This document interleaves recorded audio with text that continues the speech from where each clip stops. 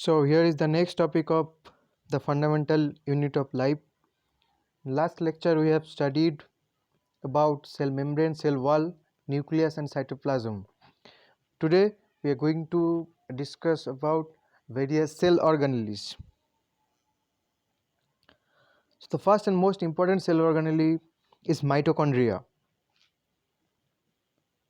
What is mitochondria? Mitochondria is a capsule-like structure. It is a double membrane structure. You can see the structure of mitochondria. Generally they are of rod shaped or capsule shaped or maybe spherical shaped, and they are double membrane bound cell organelle. Its inner membrane is projected into numerous finger like structure. So there are two membranes, outer and inner. The inner membranes having this finger like structure, they are known as cristae or crista.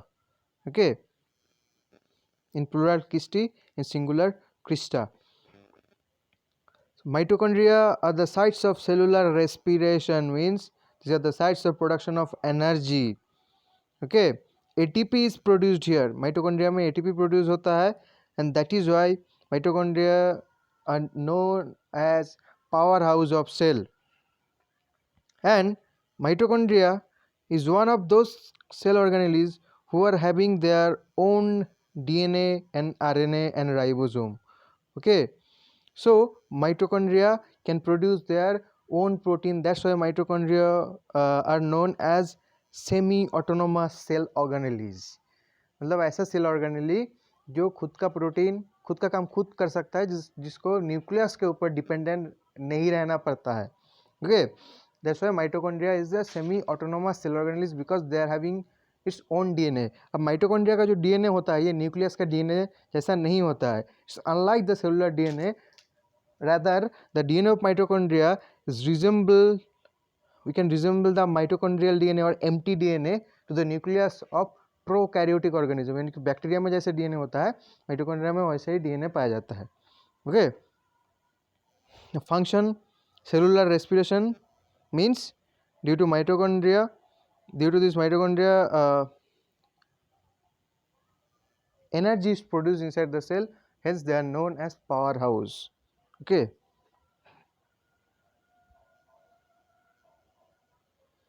now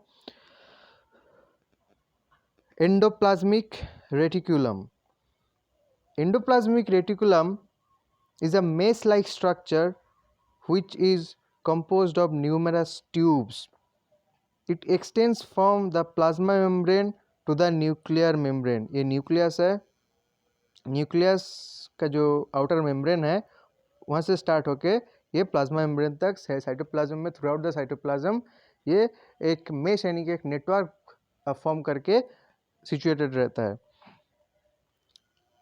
According to their roughness and smoothness, there are two kind of endoplasmic reticulum, ACR और smooth ER, RER और rough ER.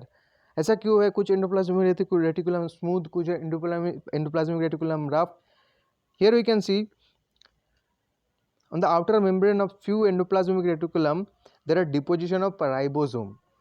तो जिस endoplasmic reticulum के ऊपर ribosome deposit हो जाता है उसका सरफेस रफ हो जाता है, और in case of few endoplasmic reticulum there is no deposition of ribosome on their outer membrane. That's why they are known as smooth endoplasmic reticulum. Now function, it serves as the transport channel in cell. Cell के अंदर transport channel का काम करता है, यानी कि materials को एक जगह से दूसरी जगह में ले जाता है. और क्या करता है? ER serve as role of packaging many substances inside the cell. Packaging मतलब अलग अलग जो बायोमोलिक्यूल्स है, ओके, यानी कि प्रोटीन, कार्बोहाइड्रेट, लिपिड, ये लोगों को जो कन्फॉर्मेशनल चेंज, इन लोगों का जो स्ट्रक्चरल चेंज करने में हेल्प करता है ये ER. And also they produce protein. जो रफ एंडोप्लाज्मिक रेटिकुलम होता है उसके ऊपर राइबोसोम होता है, so they can produce protein. And smooth endoplasmic reticulum they can produce lipid as well as they are the precursor of Golgi body. Okay, यानी कि cell के अंदर जो गोल्गी बॉडी और लाइसोसोम है ये अल्टीमेटली कहाँ से प्रोड्यूस होता है, एंडोप्लाज्मिक रेटिकुलम से. So they have a much important role inside the cell.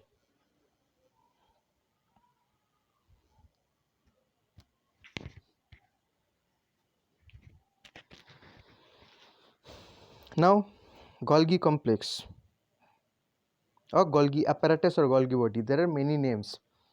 Golgi complex was discovered by Camillo Golgi, and that's why they are known as Golgi body or Golgi apparatus. It is composed of many sac-like structures named cisternae, vesicles, and vacuoles. This long sac-like structure are known as cisternae. Okay, there are a few channels. They are known as vesicle, yeah, Golgi vesicle. Okay, and there are few empty sacs, they are known as vacuoles or Golgi vacuoles, which are stuck one above another. Generally जो cisternae जो होता है, cisternae और vesicles एक दूसरे के ऊपर एक पैरेलल सैक जैसा स्ट्रक्चर फॉर्म करता है, एक पैरेलल लेयरिंग फॉर्म करता है. ओके, और in plant cell this Golgi body is named as dictyosome. Plant cell में गोल्गी बॉडी ना करके इसको डिक्टियोसोम नाम दिया गया है. Now, what is the function of Golgi complex? Actually, Golgi complex act as a modifier machinery inside the cell. Golgi complex is responsible for packaging of various substance in the cell and secretion of protein, enzymes and lipid and modification of protein and carbohydrate. तो Golgi body का main दो function यहाँ पे याद रखना है. एक तो secretion of proteins and enzymes and lipids, यानी कि इसके अंदर ये जो वेसिकल्स और वैक्यूल्स के अंदर जो बायोमोलिक्यूल से स्टोर करके रखता है, ये सिचुएशन के हिसाब से क्या करता है, साइटोप्लाज्म में रिलीज कर देता है. इसको कहा जाता है सिक्रेशन. और पैकेजिंग एंड मॉडिफिकेशन का काम भी ये करता है, यानी कि गोल्गी बॉडी एक मशीन का काम करता है मतलब जिसमें मैं पहले डिस्कस किया था एक पिछले कोई स्लाइड में कि सेल के अंदर जो प्रोटीन, कार्बोहाइड्रेट, लिपिड बनता है, they are not activated. Okay, तो activation of those carbohydrates, protein and lipids are done inside the Golgi body. Golgi body क्या करते हैं, उन लोगों का कॉन्फॉर्मेशनल चेंजेस करता है, यानी कि स्ट्रक्चर में कुछ मॉडिफिकेशन लाता है और उन लोगों को यूजेबल, यानी कि सेल उसको यूटिलाइज कर पाए इस लायक बना देता है. Now lysosome. गोल्गी बॉडी से प्रोड्यूस होता है lysosome. What are they? Lysosome are small sac-like structure and they are derived from Golgi complex, जो मैं बोला अभी. Lysosome contains digestive enzymes. Okay, so lysosome का importance क्या है? Lysosome contains more than 50 types of hydrolytic enzyme. More than 50 types of hydrolytic enzyme. Okay, यानी कि water molecule का हेल्प से ये दूसरे जो सब्सटेंस है, दूसरे ऑर्गेनिक सब्सटेंस को ब्रेक डाउन करने में इसका जो एंजाइम्स है वो हेल्प करता है. That is the importance of lysosome. And lysosomes are only found in animal cell. Okay, lysosomes are absent in plant cell.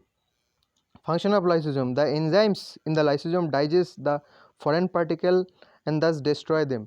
तो इंट्रासेलुलर डाइजेशन, यानी कि सेल के अंदर कोई फूड मटेरियल आता है तो उसको डाइजेस्ट करता है लाइसोसोम. ये तो सेल के अंदर अगर कोई फॉरेन सब्सटेंस आता है, यानी कि फॉरेन प्रोटीन, यानी कि सेल के अंदर का नहीं है, जो बाहर से आ रहा है, ऐसा सब्सटेंस को कहा जाता है foreign substance.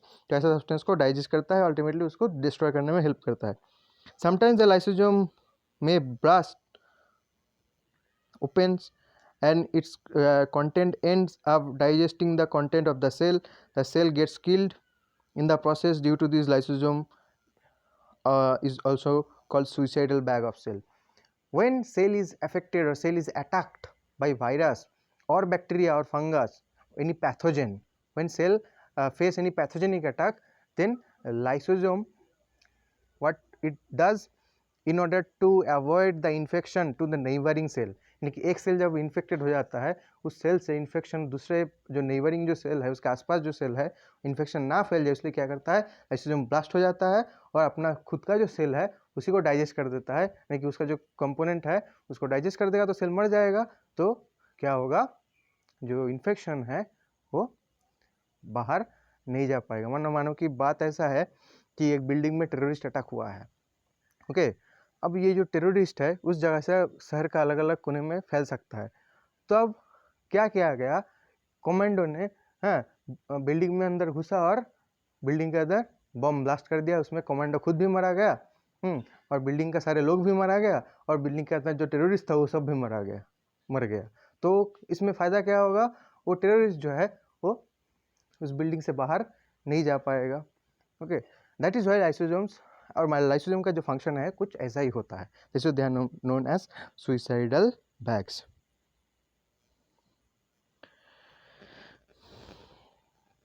Now ribosome or the protein factories of cell. They are teeny dot-like structure interspread in cytoplasm and also on the surface of rough endoplasmic reticulum. मतलब ये साइटोप्लाज्म के थ्रू आउट द साइटोप्लाज्म इधर उधर spread हुए, इधर उधर बिछाया हुआ मिलता है। उसके साथ साथ आर के ऊपर भी ये देखने को मिलता है। Ribosomes found in eukaryotes are 80S type and in prokaryotes generally of 70S type. अब जो राइबोसोम होता है यूकैरियोट और प्रोकैरियोटिक में लोगों का नेचर थोड़ा अलग होता है, ओके। अभी 80S 70S क्या है, S is the weighing unit of ribosome, यानी कि राइबोसोम को जब वे किया जाता है तब उन लोगों का जो जिस यूनिट में उन लोगों का वेइंग किया जाता है that is called Svedberg unit according to the name of the scientist Svedberg, okay. So जो प्रोकैरियोटिक में राइबोसोम है देयर ऑफ 70S टाइप, यानी कि उन लोगों का जो वे है वो क्या होता है 70s ज़्वेदबर्ग यूनिट, और यूकैरियोटिक में होता है 80S और 80s Svedberg unit.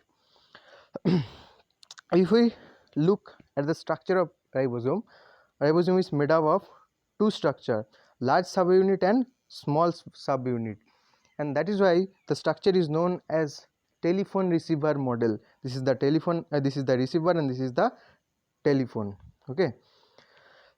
And it is constructed of two subunits.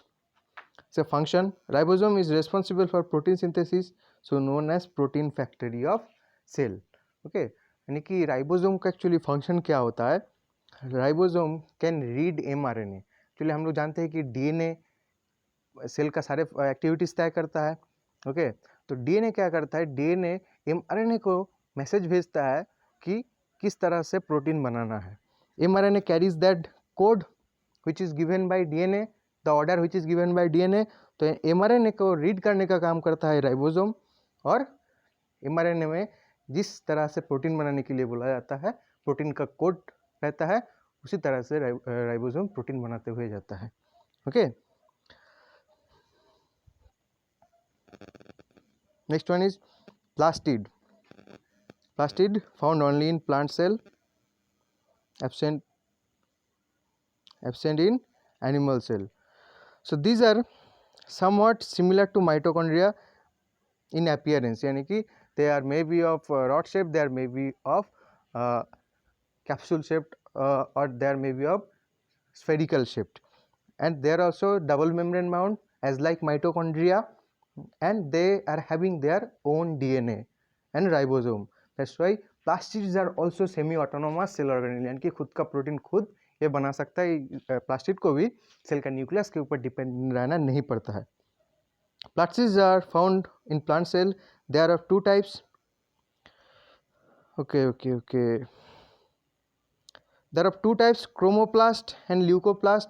यहाँ पे एक्चुअली ब्रॉडली डिवाइड किया गया है, ओके। जो कलरफुल प्लास्टिड होता है उसको कहा जाता है क्रोमोप्लास्ट, जो कलरलेस प्लास्टिड होता है उसको कहा जाता है ल्यूकोप्लास्ट। अब क्रोमोप्लास्ट को भी क्रोमोप्लास्ट अलग अलग क्रोमोप्लास्ट का टाइप्स हो सकता है, ओके। जैसे कि जो क्रोमोप्लास्ट का कलर ग्रीन होता है they are known as chloroplast because they contain green coloured pigment chlorophyll, okay. There are many other colors plastid also like xanthoplast, rhodoplast, pheoplast. They according to the base of their color, means on the basis of their color or the pigment which they are carrying, the chromoplast are named accordingly, okay. Plastids too have their own DNA and ribosome, as I said. That's why they are also semi-autonomous cell organelles. Now function of plastid. Leucoplasts are responsible for storing food such as carbohydrate, protein, lipid. Chromoplasts impart various colors of the plant parts. A leaf of a plant is green in color because of chloroplast. Chloroplast is a site of photosynthesis. तो ये हम लोग सब जानते हैं कि chromoplast यानी कि कलरफुल प्लास्टिड है. तो जो फ्लावर्स का अलग अलग कलर है या फ्रूट्स का जो अलग अलग कलर है ये ऑब्वियसली प्लास्टिड्स के लिए होता है. And the most important part is played by chloroplast, that is photosynthesis, that absorb sunlight and help in photosynthesis.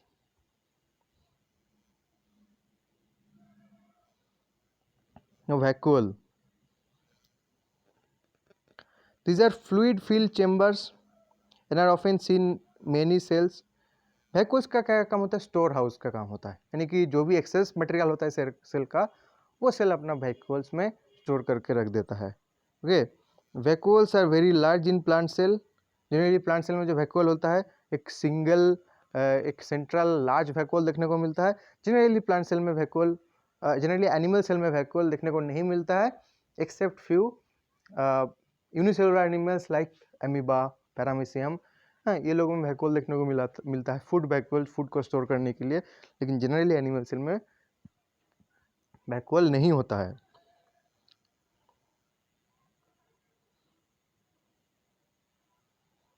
Now centriole, formerly known as centrosome. तो ये जो सेल ऑर्गेनेली है ये भी सिर्फ एनिमल सेल में पाया जाता है, absent in plant cell. And centrioles को पहले हम लोग सेंट्रोजोम कहते थे, लेकिन अभी उसका नाम चेंज करके सेंट्रियोल रख दिया गया है. Okay, this is a membraneless cell organelle. तो सेल के अंदर मेम्ब्रेन लेस सेल ऑर्गेनेली इससे पहले क्या था? राइबोसोम, जो कि एक मेम्ब्रेन लेस सेल ऑर्गेनेली था. और सेंट्रियोल्स ये भी मेम्ब्रेन लेस सेल ऑर्गेनेली है. तो इन each animal cell two cylindrical star shaped entity present near the nucleus. तो एनिमल सेल के न्यूक्लियस के नज़दीक, न्यूक्लियस के आसपास ही हम लोगों को सिलेंडर के जैसा शेप का दो एस्टेरॉयड यानी दो स्टार शेप्ड, नॉट एस्टेरॉयड, दो स्टार शेप्ड यानी कि स्टार शेप्ड सेल ऑर्गेनेल देखने को मिलता है. They are known as centrioles. Exception nerve cell. Nerve cell और आरबीसी में, ये दो तरह का सेल में सेंट्रियोल एब्सेंट होता है. That's why they are not able to divide. Okay, because the function of centrioles are to help in division of cell. They forms this spindle fiber. Spindle fibre क्या होता है? एक track है, pathway होता है जिसके ऊपर से क्रोमोसोम मूव कर सकता है. Okay, so that's why they help in cell division. अब जो एनिमल सेल में सेंट्रियोल्स नहीं होगा वो एनिमल सेल डिवीजन नहीं कर पाएगा, जैसे कि हम लोग का न्यूरॉन या नर्व सेल. ओके, जनरली बाकी सारे जो सेल्स होता है ये उम्र बढ़ने के साथ साथ मतलब पॉपुलेशन में यानी कि संख्या में बढ़ते रहता है. ओके, बट एक छोटे बच्चे में, एक इन्फेंट में जितना नर्व सेल होता है एक adult fully grown human being में उतना ही नर्व सेल होता है.